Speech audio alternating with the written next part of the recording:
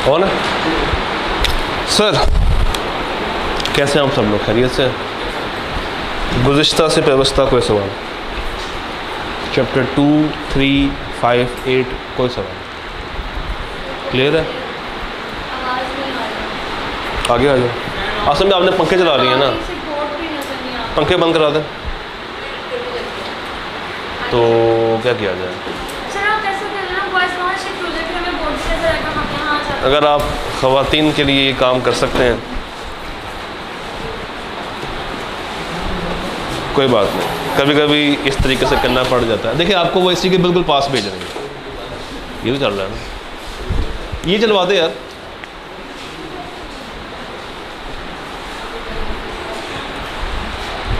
आपके मुतालबात को हमने मान लिया, अब आवाज़ भी सही आ रही है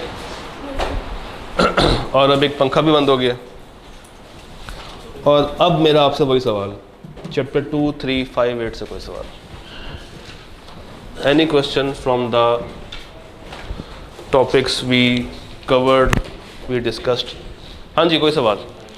चल जाता है, परेशानी किस चीज़ की है? बस बिजली के झटकों से उड़ ना गया हो, क्योंकि रिसेंटली बहुत सारी चीज़ें उड़ चुकी हैं नीचे, कुछ 4-5 सिस्टम्स उड़ गए नीचे, ये जो कल के वाक़े में, और आज भी शायद देखा चीज़ उड़ी है। नहीं, हमारा ट्रांसफार्मर की कोई न्यूट्रल की वायर काट के ले गया था सुबह 5 बजे, और हमारे गार्ड को भी नहीं पता चला। तो वो तार कटने की वजह से बहुत सारी चीज़ें हमारी जल गई, इंक्लूडिंग बहुत सारे सिस्टम्स आईटी लैब के नीचे, आईटी टीम के, फिर एसी, बहुत सारे, प्रिंसिपल रूम का भी सिस्टम जो है वो फारिग हो गया। तो काफ़ी नुकसान से हम लोग गुजरे हैं। तो शायद इसमें कुछ रमक अभी बाकी है, पीछे वाले हम लोगों ने चला दिए हैं, शायद वो चल रहा था, ये सुना है कि अभी चल रहा था। आखिरी जो एविडेंस हमें मिला है ये अभी वर्किंग फेज़ में था। इसको हम ऑन कर सकते हैं? इसका रिमोट नहीं है तो ऑफिस बॉयज़ को पकड़ लें। हाँ, इसको भी कर दें, ऑफिस बॉयज़ को पकड़ लें, उनसे कहें कि ऑन करके दें। मेरा फिर से वही सवाल है, 2, 3, 5, 8 से कोई सवाल? अगर हम इंतज़ामिया मूड से बाहर आ गए हैं तो एकेडमिक लाइफ में दाखिल होते हैं। 2, 3, 5, 8 से कोई सवाल? कोई सवाल नहीं है? पक्की बात है? पक्की बात है। ठीक है, बेहतरीन हो गया। चले आए फिर परफॉर्मेंस की बातें करते हैं, चैप्टर नंबर 7 और 6 की बातें करते हैं। मैंने पहले वर्ड 7 क्यों बोला, 6 क्यों नहीं बोला? क्या रीज़न हो सकती है? 6 में उन सब चीज़ों को मज़ीद एक्सप्लेन किया गया। अच्छा, आप कहना चाह रही हैं कि 7 में उन्होंने बेसिक बातें बता दी और 6 में एक्सप्लेन किया है। ठीक है, मगर ये वाहिद रीज़न नहीं है, और क्या रीज़न है? उन्होंने कहा कि 6 में डेफिनेशन है, 7 में एक्सप्लेन किया। उन्होंने ये कहा कि 7 में डेफिनेशन है, 6 में एक्सप्लेन किया। मुझे यहाँ तक आवाज़ बगैर पंखों की भी सही आ रही है। हाँ जी, और क्या रीज़न है? हाँ, परफॉर्मेंस तो 6 में भी है। डिस्चार्ज, किताब ने 6 में डिस्चार्ज को पहले बता दिया, हालांकि ये बात उनको 7 में करनी चाहिए थी, मगर 7 में उन्होंने बेसिक बातें बता दी और 6 में कुछ एडवांस बातें की हैं। तो हम लोग 7 से सफ़र को स्टार्ट करेंगे, 6 पर जाएंगे और फिर वक्त को देखते हुए 9, 10 में दाखिल हो जाएंगे। 7 में से आपको 2 तरह के सवाल मिलेंगे। जॉइंट प्रोमिसर्स, बहुत आई में टेस्ट की है, बहुत ज़्यादा, और उसके साथ क्रैमिंग बेस्ड सवाल। तो दो तरह के सवाल ही हैं जो कि ज़्यादातर हमें 7 से देखने को मिलते हैं। बच्चे अक्सर 7 में जहाँ पे कंफ्यूज होते हैं वो एरिया है जॉइंट प्रोमिसर्स वाला। वो एरिया कौन सा? जॉइंट प्रोमिसर्स वाला। उसके लिए एक रूल आपने पहले भी सुना होगा, मैं दोबारा भी आपको बता दूं, सब्जेक्ट मैटर को आपने नहीं तोड़ना और ऑब्जेक्ट को आपने तोड़ देना। सब्जेक्ट को नहीं तोड़ना, ऑब्जेक्ट को आप तोड़ सकते हैं। अगर आपके माइंड में ये रूल है तो ज़िंदगी बहुत आसान है। सब्जेक्ट से क्या मुराद है और ऑब्जेक्ट से क्या मुराद है? सब्जेक्ट इज़ जो बंदा डिमांड कर रहा है और जो परफॉर्मेंस दे रहा है, या वो बंदा डिमांड करेगा या ये वो बंदा होगा जो कि परफॉर्मेंस दे रहा है। ऑब्जेक्ट क्या है? जिसको डिमांड किया जा रहा है या जिसके लिए परफॉर्म किया जा रहा है। तो हु कैन परफॉर्म सब्जेक्ट है और whom टू परफॉर्म ऑब्जेक्ट है। हु कैन डिमांड सब्जेक्ट है और whom टू डिमांड ऑब्जेक्ट। अगर आपके माइंड में ये रूल है कि आप सब्जेक्ट को नहीं तोड़ेंगे और ऑब्जेक्ट को आप तोड़ सकते हैं, तो ज़िंदगी इन सवालों में बहुत ही आसानी से गुजर जाएगी और आपको पता भी नहीं चलेगा कि आपने सारे के सारे सवाल एक ही गो में कर लिए हैं। यकीन नहीं आ रहा, ट्राई कर लेते हैं। Suhail and Afaq lent ₹2 million to Mohsin, Laila and Faizan jointly. पैसे कौन दे रहा है? किनको दे रहा है? मोहसिन, लैला और फैजान को। On due date Laila became insolvent. लें जी, लैला जो है वो फारिग हो गई हैं, ये इंसॉल्वेंट हो गई हैं। विदाउट इन्फॉर्मिंग सुहेल, सुहेल को बताए बगैर Afaq wants Mohsin to repay the full amount. Demand कौन कर रहा है? डिमांड कौन कर रहा है? कौन कह रहा है कि पैसे सारे के सारे पे करो? अफाक कह रहा है। और क्या अफाक एक सिंगल बंदा है? नहीं, इसके साथ कौन है? सुहेल। तो अफाक और सुहेल मिला के कौन है? सब्जेक्ट। क्या इसको हम तोड़ सकते हैं? नहीं। Without informing Suhel Afaq wants Mohsin to repay the full amount. तो इसके लिए सुहेल को बताना ज़रूरी होगा। Under the provisions of the contract act explain करें whether Mohsin can be compelled to pay the full amount to Afaq. क्या अफाक मोहसिन को कंपेल कर सकता है कि सारे के सारे पैसे मुझे ला के दो? नहीं कर सकता। हमने सब्जेक्ट मैटर को नहीं तोड़ना। कंपेल सिर्फ उस वक्त किया जा सकता है जब दूसरी पार्टी भी उसके साथ शामिल हो, यानी कि सुहेल और अफाक मिल के एक बंदे को, मोहसिन को कंपेल कर सकते हैं। मोहसिन, लैला और फैजान कौन है? ऑब्जेक्ट्स।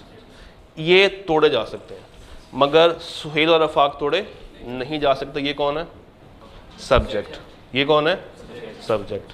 अच्छा ये बताइए, अगर मोहसिन सारे के सारे पैसे अफाक को पे कर देता है तो क्या लायबिलिटी डिस्चार्ज हो जाएगी? अगर वो 2 मिलियन सारे के सारे अफाक को पे कर देता है तो क्या मोहसिन की तरफ से लायबिलिटी डिस्चार्ज हो जाएगी? नहीं होगी। उसको जॉइंटली पे करना पड़ेगा, दोनों की मौजूदगी में पेमेंट करनी पड़ेगी। दोनों की डिमांड करेंगे और दोनों को ही पेमेंट करनी होगी। ये बंदा अकेले पेमेंट कर सकता है, ये इंसॉल्वेंट हो गई है और फैजान से अगर क्लेम करते हैं तो वो भी अकेला पे कर सकता है। अच्छा, लेट्स सपोज मोहसिन ने ये 2 मिलियन पे कर दिया, जॉइंटली पे कर दिया, तो क्या मोहसिन बाद में लैला और फैजान से रिकवर कर सकता है? मगर लैला तो इंसॉल्वेंट है, फैजान से कर सकता है। तो टेक्निकली क्या होगा? 1 मिलियन मोहसिन पे कर रहा होगा और 1 मिलियन फैजान पे कर रहा होगा। क्या ये कॉन्सेप्ट समझ आ गया? सब्जेक्ट मैटर को हमने नहीं तोड़ना, ऑब्जेक्ट को तोड़ा जा सकता है, और अगर एक बंदा पे कर रहा है तो वो बाकियों से रीइंबर्स करेगा।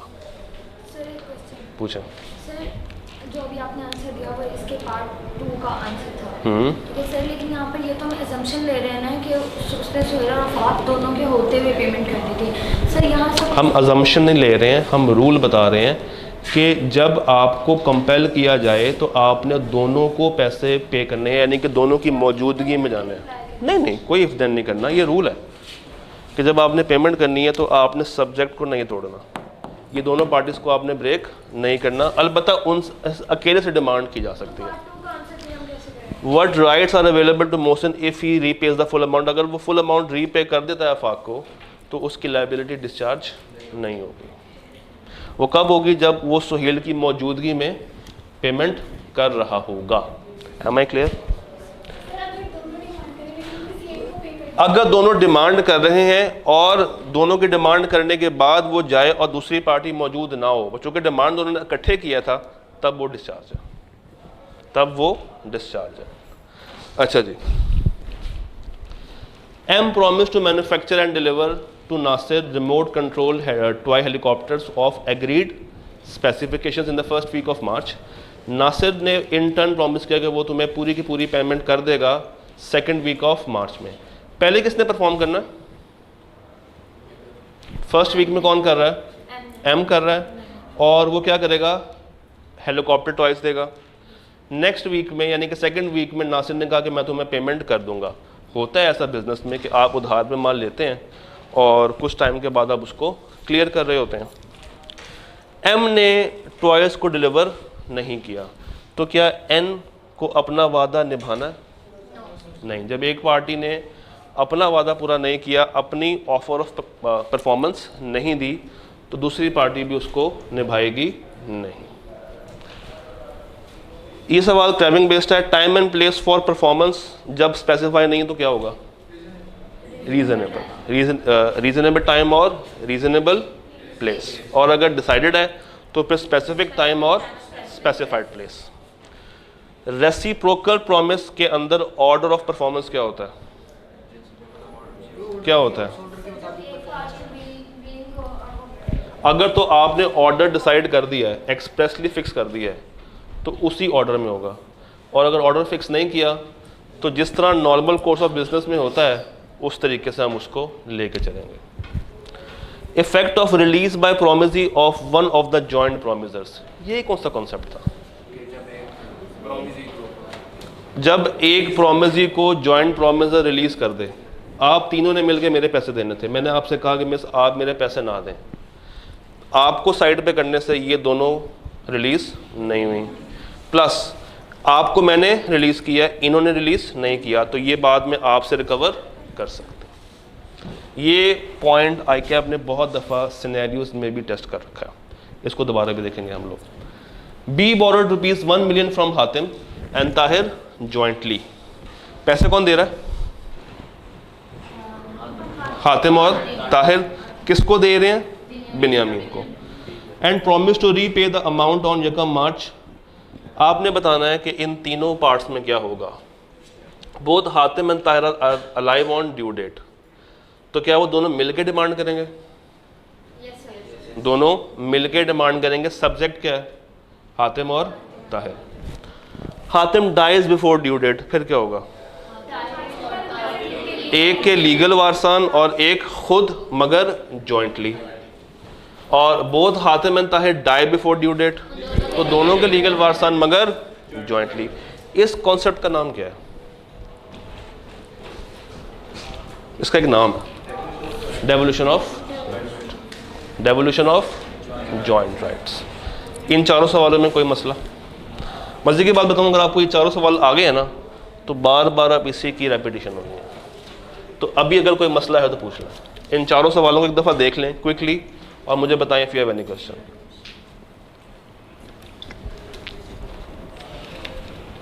बताइए, कोई सवाल है? एक दफ़ा तसल्ली के साथ देख लें, क्योंकि आगे तमाम सवालों में इसी को बार बार रिपीट कर रहा है क्या, इन्हीं चार सवालों को। जी,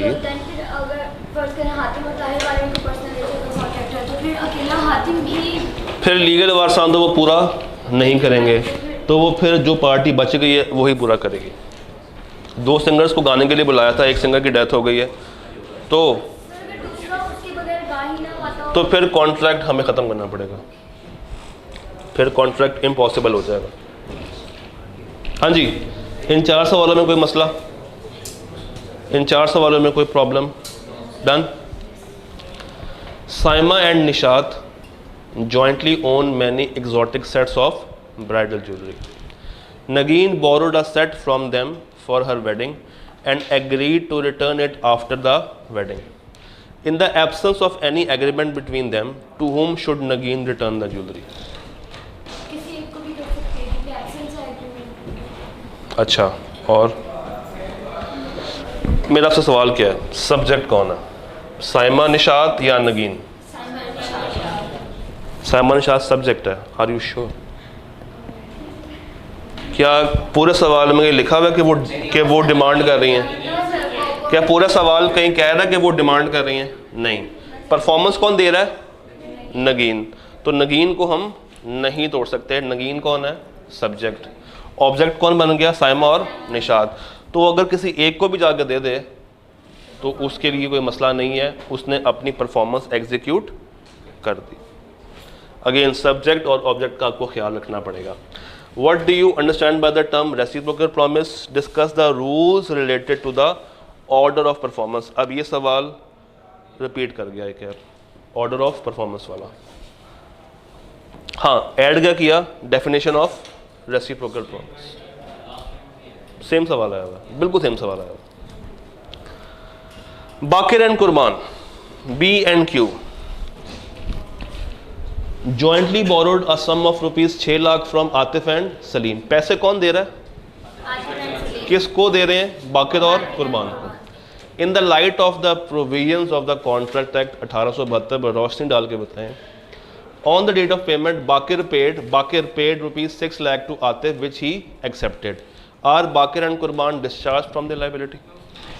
नहीं, उनको इकट्ठे ही देना पड़ेगा, दोनों को साथ मिला के पेमेंट देनी थी।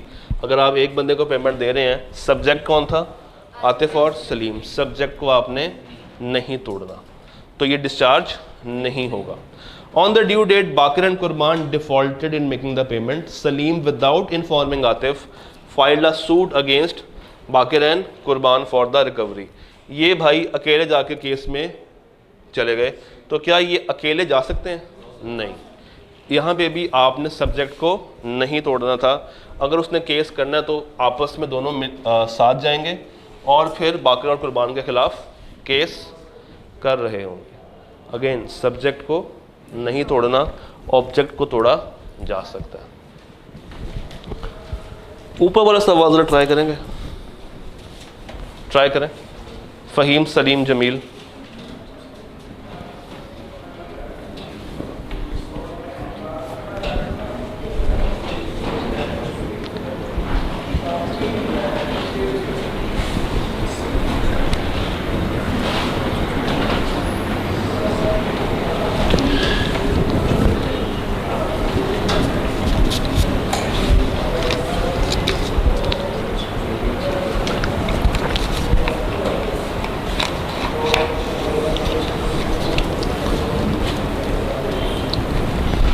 सवाल दिखने में लॉजिकल है मगर लॉजिकल नहीं है।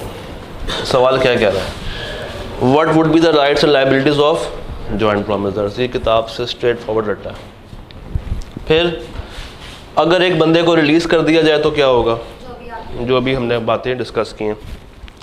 How the liability would devolve, अगर किसी एक की डेथ हो गई तो डेथ वाला रूल।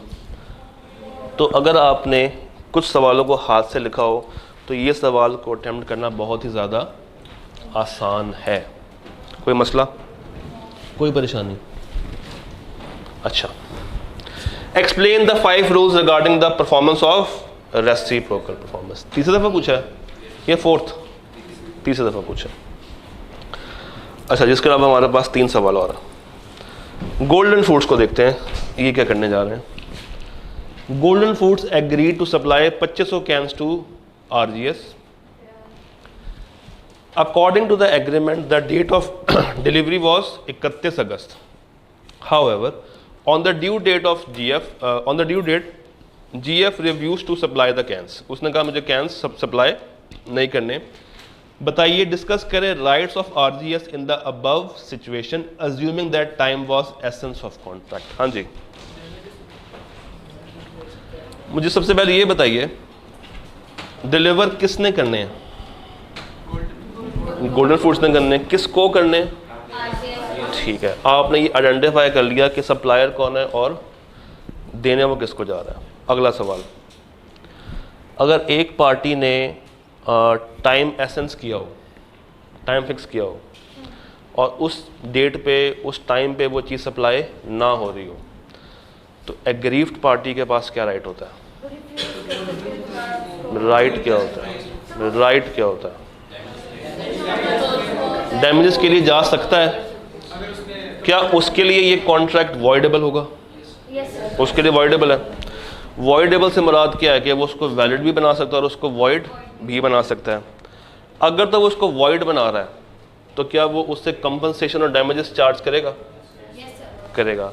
और अगर वो वैलिड बना रहा है, फिर अगर टाइम ऑफ एक्सेप्टेंस के ऊपर दूसरी पार्टी को बता दिया जाए, दूसरी पार्टी को इन्फॉर्म कर दिया जाए, नोटिस दे दिया जाए कि मैं तुमसे इस शर्त पे एक्सेप्ट करूँगा तो मैं डैमेजेस पे करने पड़ेंगे, तो फिर आप उसे डैमेजेस क्लेम कर सकते हैं।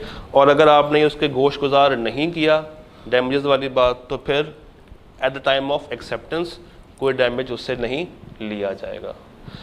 तो अगर आपने लेट एक्सेप्टेंस माननी है तो दूसरी पार्टी को बताना पड़ेगा कि भाई उस वक्त लूँगा जब तुम मुझे साथ इसके डैमेजेस दोगे, और अगर वो मानता है तो डिलीवर कर दे, नहीं मानता तो ना सही। और अगर नहीं मान के चला गया स्टिल, चूँकि कॉन्ट्रैक्ट वॉइड हो गया है, तो उसको डैमेजेस और कंपनसेशन फिर भी पे करना पड़ेगा। तो डैमेजेस और कंपनसेशन हर हाल में ही उसको मिलेंगे अगर टाइम क्या हो, एसेंस ऑफ कॉन्ट्रैक्ट। क्या ये बात सबको क्लियर है? डैमेजेस वाली बात सबको क्लियर है? ये डैमेजेस किस किस तरीके से पे किए जा सकते हैं?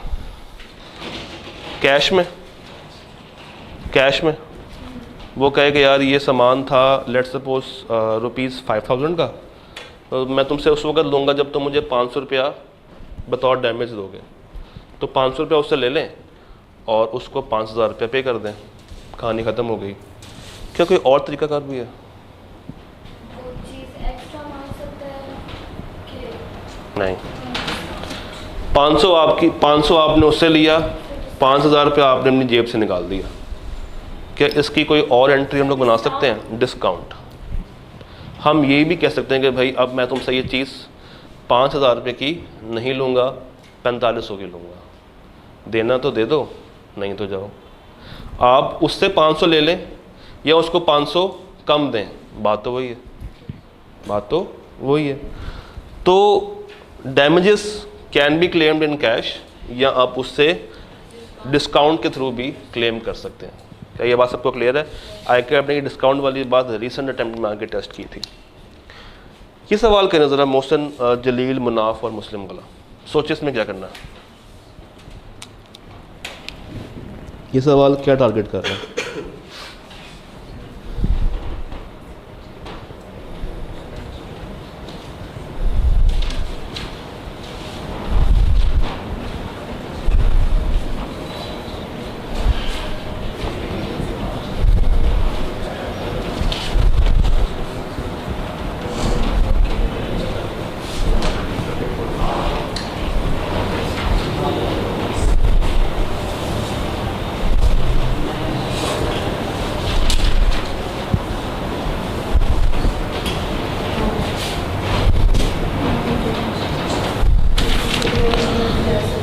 हाँ, जो कि मुश्किल सवाल तो नहीं है क्योंकि दोनों तरफ दो पार्टीज ही हैं। अच्छा, मोहसिन और जलील ने जॉइंटली पैसे बोरो किए हैं किससे?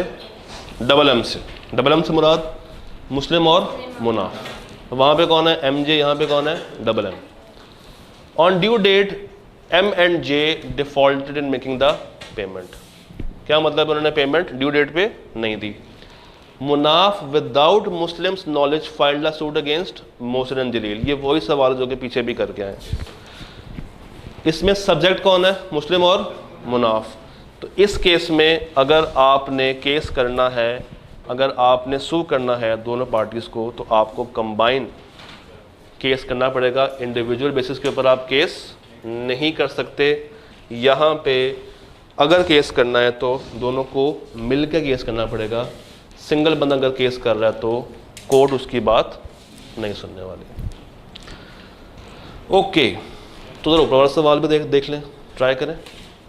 सरिया ट्रेडर्स, केसी वाला सवाल, ST और केसी। सोचें क्या करेंगे सवाल में। आप ICAP में बैठे, ये वाला सवाल आ जाए तो क्या करेंगे 3 नंबर के लिए? आपका रिस्पॉन्स क्या होगा?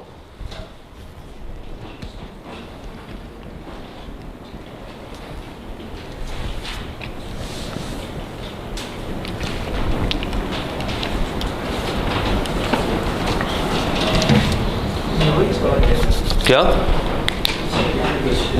तकरीबन वही सवाल है, मगर ज़रा मैं चाहूँगा कि आप लोग इसके ऊपर तबसरा करें।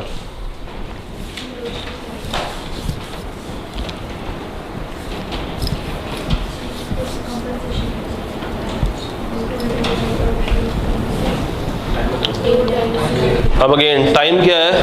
एसेंस है। तो ये वही सारी बात रिपीट करेंगे। मुझे बताइए एग्रीव्ड पार्टी कौन है? एग्रीव्ड पार्टी कौन है? केसी, ख्वाजा कॉन्ट्रैक्टर्स केसी। तो वॉइडेबल बनाने का इख्तियार किसके पास होगा? केसी के पास या ST के पास? केसी के पास। अगर वो बाद में रॉ मटेरियल को कबूल कर ले तो उसको बताना पड़ेगा डैमेजेस का। कब? जब वो रिसीव कर रहा होगा। और अगर वो नहीं बताता तो कोई डैमेजेस उससे नहीं। और अगर वो उसको वॉइड बना दे तो फिर कंपनसेशन और डैमेजेस दूसरी पार्टी लाजमी पे कर रही होगी। तो डैमेजेस तो हर हाल में मिलने ही मिलने हैं, मगर कब? जब टाइम एसेंस ऑफ कॉन्ट्रैक्ट। सवाल मज़े के है ना? 3 नंबर, 2 नंबर, ये क्रैमिंग बेस था तो 5 नंबर, 2 नंबर, 3 नंबर। ये रटे वाला सवाल था 6 नंबर का, 2 नंबर। ये 2 मिला के 5 नंबर, 3 नंबर, 3 नंबर। तो इस तरह के सवाल जो हैं वो 2, 3, 5 नंबरों के लिए ICAP पूछता है, मगर ये सवाल इम्पॉर्टेंट हैं। और ICAP की एक टेंडेंसी ये रही है कि वो सवालों को रिपीट करता है, जिसकी कभी मिसाल आपने अभी भी देखी है कि तकरीबन कोई सवाल ऐसे हैं जो कि मिलते जुलते नेचर के हमें नज़र आ रहे हैं। अच्छा जी, हमारे पास ये हो गया, ये भी हो गया। ऑटोमेटिक्स के हमारे पास इस स्लाइड में हमारे पास 3 सवाल हैं। ओए जज्बाती हो गया आज ये तीनों सवाल कहना ज़रा। ट्राई करें, तीनों सवाल ट्राई करें। ऑटोमेटिक, स्प्रिंग बाइस और स्प्रिंग बाइस। ऑटोमेटिक, स्प्रिंग बाइस और स्प्रिंग बाइस। आखिरी सवाल तो क्रैमिंग बेस्ड है, इसको बेशक आप इग्नोर कर सकते हैं, 5 रूल्स मांग रहा है। और ये सवाल शायद 4th टाइम आ गया है, ठीक है। बीटी और ऊपर दानिश, क्या करेंगे हम लोग?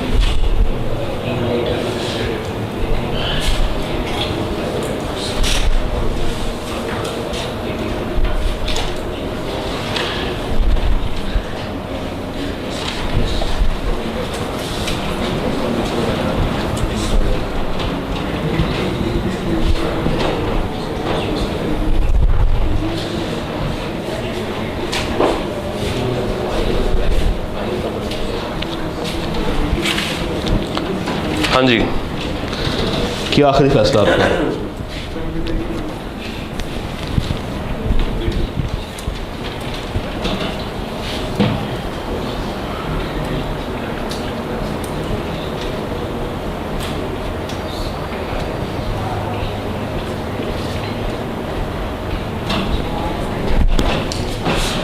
क्या आखिरी फैसला किया या भी कर रहे हैं? चलें कर लें, आपको 5 मिनट और देते हैं, देखें क्या कर सकते हैं बीटी के साथ। हो गया? पहले करें, सोचें, पहले सारे सोच लें, पहले एक दफ़ा, फिर देखते हैं उसको।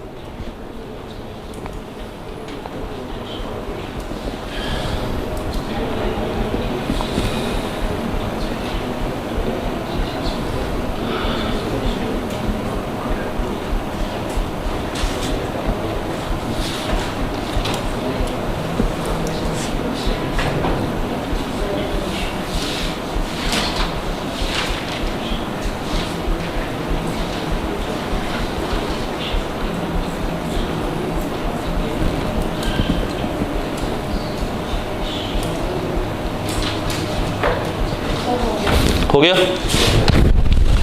ले जाओ। क्या दोनों अटेम्प्ट सेम है?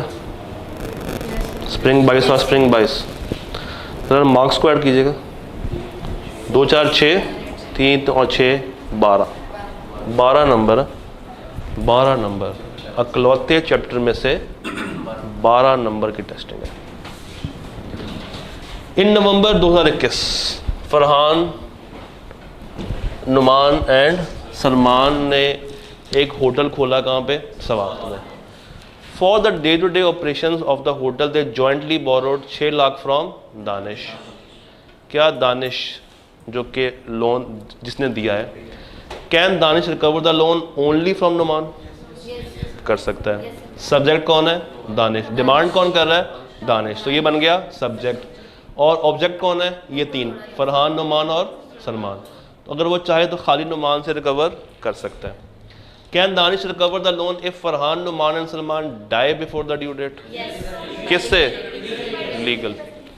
Can Farhan be held liable for the loan if Danish release him before the due date? Danish पर तो खत्म हो जाएगी उसकी, लेकिन बाकी दानिश के लिए ख़त्म हो जाएगी, मगर बाकियों के लिए ख़त्म नहीं होगी। बाकी रिलीज भी नहीं होंगे और बाकी उससे रिकवर भी कर सकते हैं।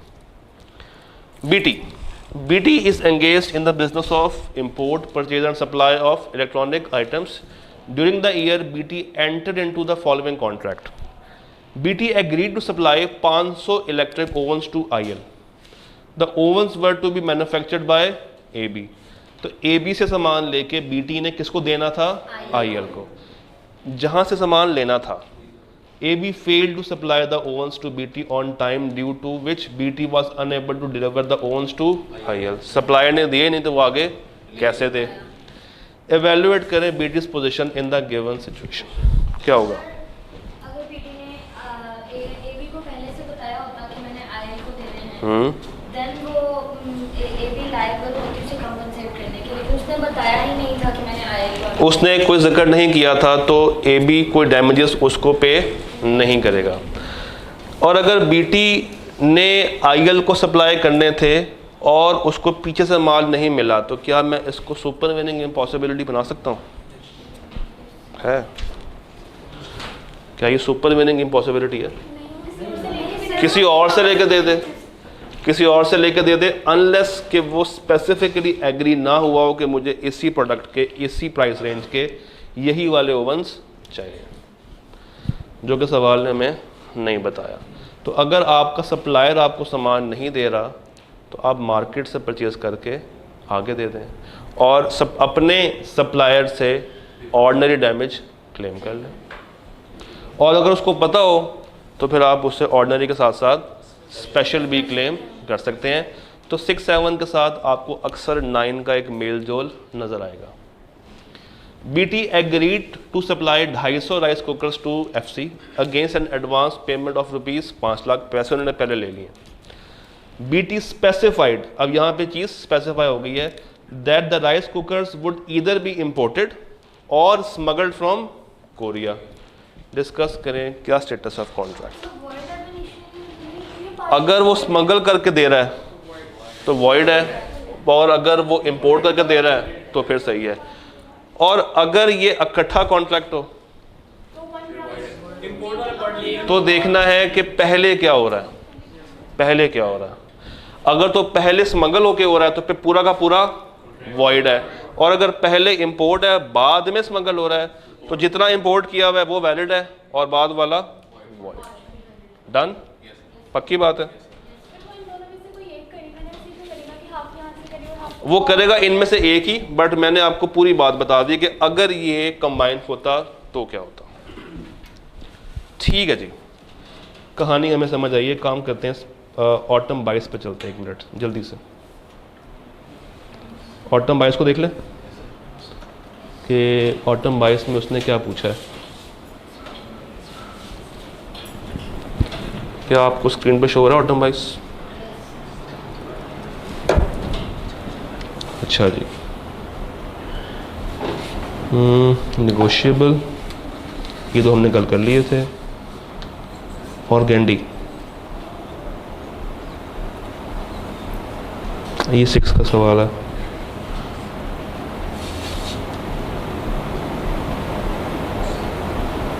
ये भी 6 का सवाल है। किसी के पास रिसेंट बुक है जो, हाँ ये वाली, ये दिखाइएगा ज़रा मुझे। इसमें देखते हैं कोई सवाल हमने मिस तो नहीं किया।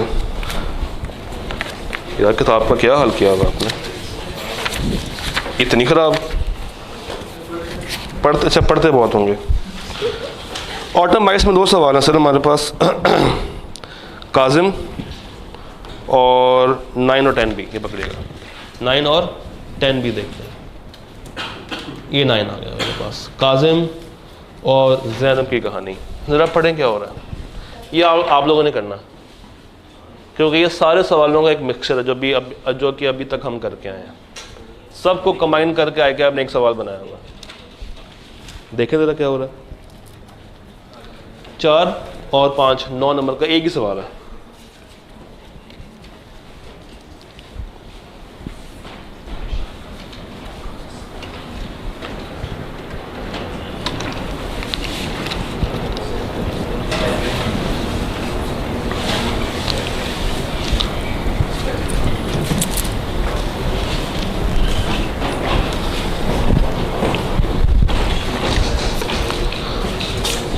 ठंडा पानी डाल दो।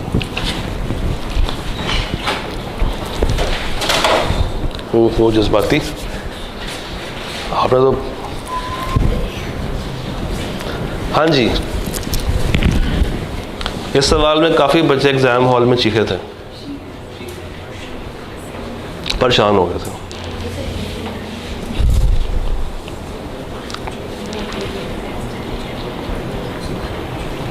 इसमें काफ़ी सारी चीज़ें एक साथ टेस्ट करा, तो अगर आपने पिछले सवाल किए में जॉइंट प्रोपोजल्स वाली बात नहीं कर रहा, उसके अलावा सारी बातें कर रहा, सुकून से रिलैक्स होकर करें, कोई जल्दबाजी नहीं है। काजिम और ज़ैनब की कहानी।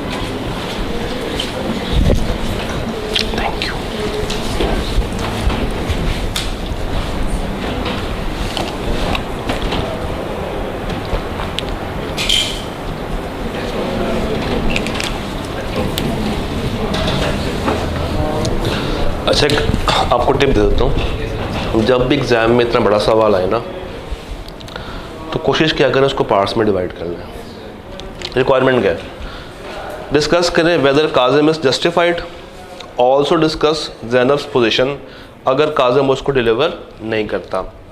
नंबर 4, क्या रिक्वायरमेंट में एक बात पूछ रहे हैं, दो।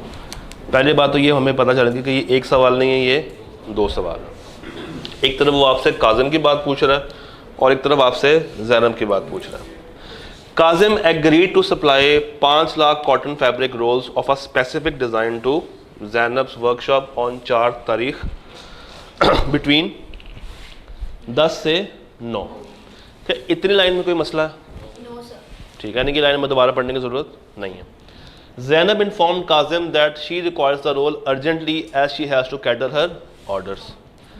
उसने स्पेसिफिकली बता दिया अपने सप्लायर को कि मुझे ये सामान जल्दी चाहिए, मुझे आगे अपना ऑर्डर पूरा करना। 4 तारीख को जब उसने कहा था मुझे सामान चाहिए, टाइम एसेंस था, तो यहाँ पे टाइम उसी दिन उसी टाइम पे Kazim brought the rolls to Zainab workshop at 8:30 बजे।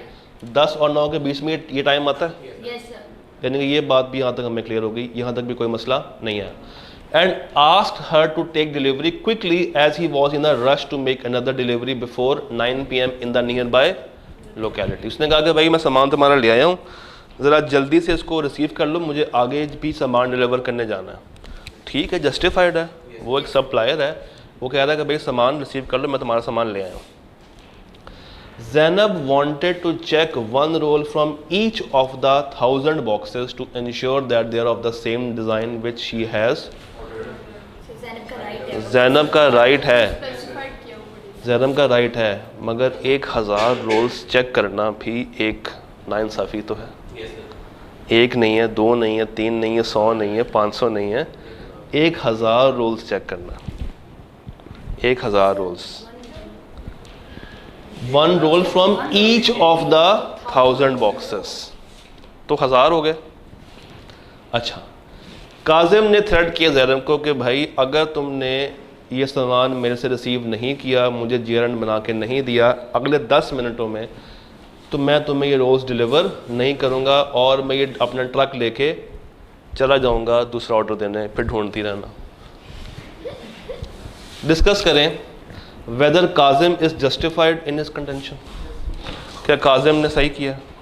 क्या जो काजिम थ्रेट कर रहा है उसको, क्या वो सही कर रहा है? वो सही नहीं कर रहा, वो सही नहीं कर रहा। आपको अगर याद हो तो एक पॉइंट लिखा हुआ था रेसिप्रोकल प्रॉमिस के अंदर कि दूसरी पार्टी को मुनासिब मौका देना चाहिए कि वो अपने सामान को वेरीफाई कर ले, सामान को वेरीफाई कर ले। अब बेशक 1000 रोल्स ही क्यों ना हो, हम मानते हैं कि उसने गलत बात की है, मगर काजिम को भी उसको मौका प्रोवाइड करना चाहिए था। तो काजिम जो ये कह रहा है कि मैं सामान लेके भाग जाऊंगा, चले जाऊंगा, वो जस्टिफाइड नहीं है। Also discuss Zainab's position if Kazim does not deliver the rolls. अच्छा, अगर काजिम लेके चला जाए, डिलीवर ना करे, तो क्या हम ये कह सकते हैं कि काजिम ने ब्रीच कर दिया? क्या काजिम ने वाकई में ब्रीच की है?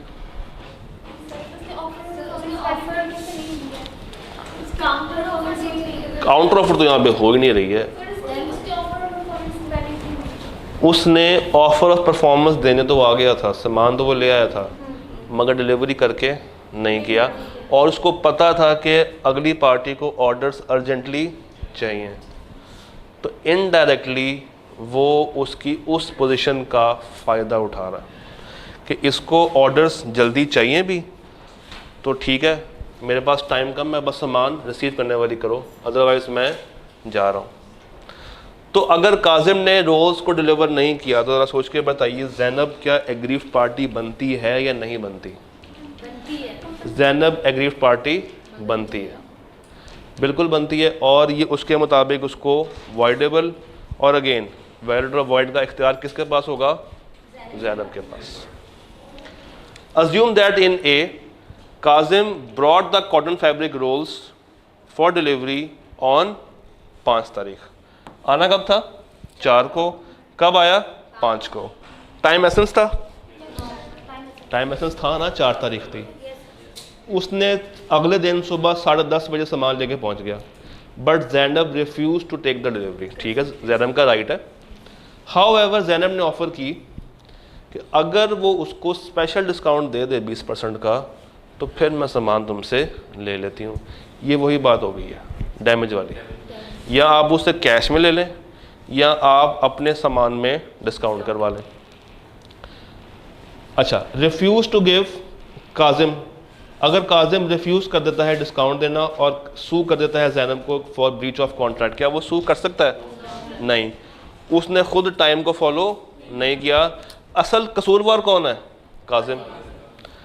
Agrees to give the discount and makes the delivery but later sues Zainab to pay the full amount. नहीं, जब उसने एक दफ़ा कबूल कर लिया कि मैं तुम्हें 20% की छूट देता हूँ, तो उसमें बाद में वो फुल अमाउंट के लिए उसको रिकवर नहीं कर सकता। सोच के बताइएगा कि अगर आपने 100 रुपये लेना हो और दूसरी पार्टी का क्या 100 नहीं, मैं तुम्हें 80 रुपये दे सकती हूँ, मेरे पास इस वक्त 80 रुपये ही हैं, क्या ये नोवेशन है, रिमिशन है, वेवर है, रिसेशन है या ऑल्ट्रेशन है? इन 500 में से क्या है? 100 की बजाय 80 रुपये रिसीव करना, व्हाट इज़ दिस? नोवेशन है, रिमिशन है, रिसेशन है, ऑल्ट्रेशन है या वेवर है? कम अमाउंट रिसीव करना क्या है? कम अमाउंट रिसीव करना क्या है? वेवर है। ये वेवर है। जब आप कम अमाउंट को रिसीव करते हैं उसको हम कहते हैं वेवर। अमाउंट कम हो गया ना, अमाउंट छोड़ दिए, अमाउंट वेव कर दी, ये वेवर है। और अगर सामान कम रिसीव करें फिर रिमिशन है, फिर रिमिशन है। अच्छा, नया कॉन्ट्रैक्ट बनाना पुराने वाले को फाड़ के, ये नोवेशन है, ये नोवेशन। इसको याद रख लें, N stands for novation, N stands for new. N से न्यू बनता है और एन से ही नोवेशन बनता है और लाइट भी चली जाती है। तो नोवेशन क्या है? नया कॉन्ट्रैक्ट बनाना पिछले वाले को ख़त्म करके, बिल्कुल आपने फाड़ दिया और उसकी जगह पे नया फॉर्म बना दिया, वो क्या है? नोवेशन। क्या ये चीज़ रिकॉर्ड हो रही है? ठीक है। ऑल्ट्रेशन क्या है कि आपने पिछला कागज़ फाड़ा नहीं है, उसी पे आपने काट पीट करके चेंजेस कर दिए, ये क्या है? ऑल्ट्रेशन। रिसेशन क्या है? रिस्काइंड कर देना, ख़त्म कर देना। वेवर क्या है? पैसा छोड़ देना। रिमिशन क्या है? सामान में गुंजाइश दे देना। 500 किलो सामान था, अब उसकी जगह पर अगर आप 300 किलो सामान कबूल कर रहे हैं तो वो क्या है? रिमिशन। और 500 रुपये लेने थे, 300 रुपये रिसीव कर रहे हैं, वो क्या है? वो वेवर है। डन। एडमिशन को तो मैंने कुछ इस तरह से याद किया था, जैसे हम बचपन में एप्लीकेशन लिखते थे फ्री एडमिशन की, तो सिर्फ उसमें तो पैसे ही कम करने के लिए कहा जाता था। पैसा क्या होता है? दूसरी पार्टी का राइट। मगर वो पुरानी बातें जो मैट्रिक वाली है उसको फिलहाल छोड़ दें। वेवर भी पैसा कम करने को कहते हैं, अमाउंट को वेव कर देना। 7वां खत्म हो गया, 6ठे को क्विकली रिवाइज कर लें। पहले परफॉर्मेंस पूरा करवा दूं, उसके बाद एजेंसी और डैमेजेस पे चलते हैं।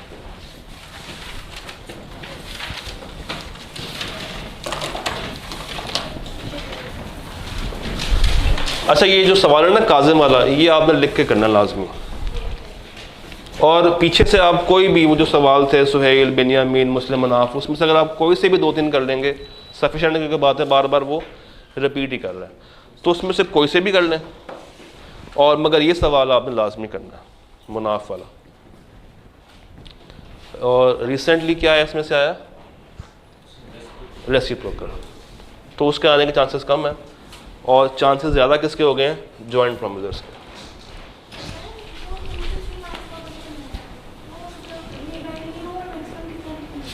उसमें अगर 3 मार्क्स का है ना, तो should be around 6 to 7 lines. मतलब आप हेडिंग दें, लॉ बताएं, लिंक करें और जवाब दे दें। अगर 2 नंबर का हो, ये पूछ रही है, अगर 2 मार्क्स का हो तो आप ऊपर के 2 बातों को इकट्ठा कर सकते हैं, यानी कि प्रोविजन और लिंकिंग इकट्ठी बता दें और एंड के ऊपर अपनी कंक्लूजन दे दें, कोई मसला नहीं है।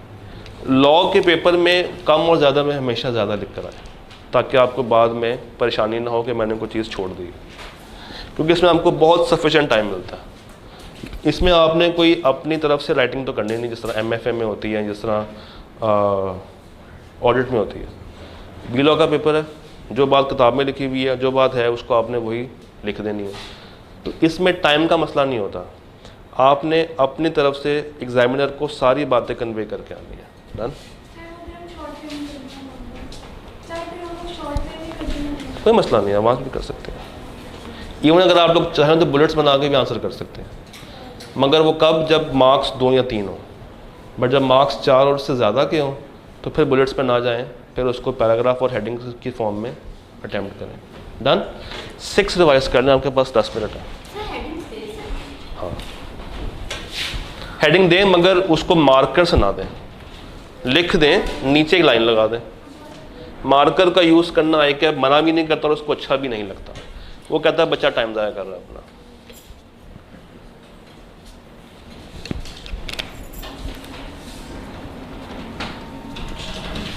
ये फिर से कोई ना कोई चीज़ उड़ाएगी हमारी।